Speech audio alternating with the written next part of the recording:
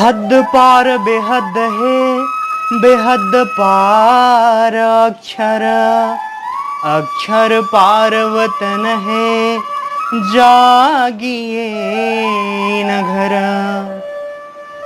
उसी संपूर्ण चराचर विश्व ब्रह्मांड के मालिक पूर्ण ब्रह्म परमात्मा अर्थात गिरिधर गोपाल के घर यानी दिव्य अखंड परम धाम में सभी जीवात्माओं को वास स्थान मिले, यही प्रार्थनाओं के साथ संसार के एकमात्र विवेकशील प्राणी के पावन चरण कमल में मेरा आंतरिक हृदय से कोटि कोटि प्रणाम।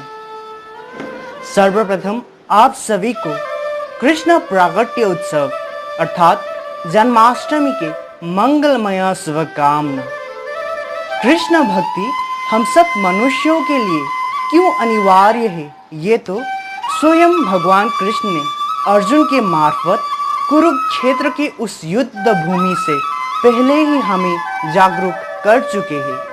और भी अनेक दृष्टांत हैं जहां पर कृष्ण भक्ति को जीवात्माओं का मोक्ष का द्वार बताया गया है। राजा परीक्षित एक बहुत ही धर्मात्मा राजा, जिनको कली के प्रकोप के चलते ऋषि श्रमिक के पुत्र द्वारा 7वें दिन में मरने का श्राप मिला, उन्हें भी सुखदेव जी ने श्रीमद् भागवत महापुराण श्रवण करने की सलाह दी, जो कि एक कृष्ण के ही बाल लीलाओं का कथा है। धुंधकारी जो जीते जी कुकार्यों में संलग्न रहा, माता पिता और सबको दुख देता रहा, वो मृत्यु के पश्चात भी भटकता ही रह गया।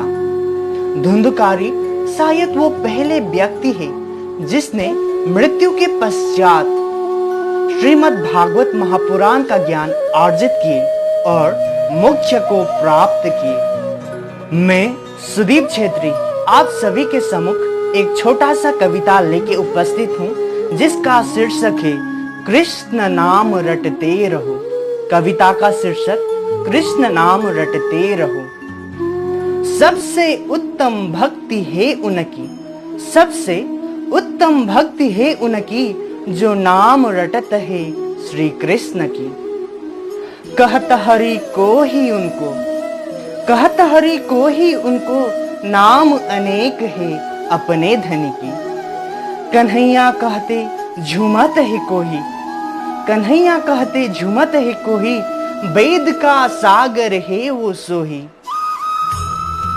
अंतरात्मा का घर जो ढूंढ्यो, परमात्मा का दर्शन उनको ही होयो। भेद ना बुझी अनेक नाम जो रट्यो, भेद ना बुझी अनेक नाम जो रट्यो, सो तो जन्म मरण के फंदा में फंस्यो। अब तो तू समझ ले मूर्ख, अब तो तू समझ ले मूर्ख, 84 के चक्कर में ना तू पड़। नाम एक श्री कृष्ण का, नाम एक श्री कृष्ण का समय में ही तुम ले लो। अपने धाम को अब से ही तुम पहचान लो, अपने धाम को अब से ही तुम पहचान लो।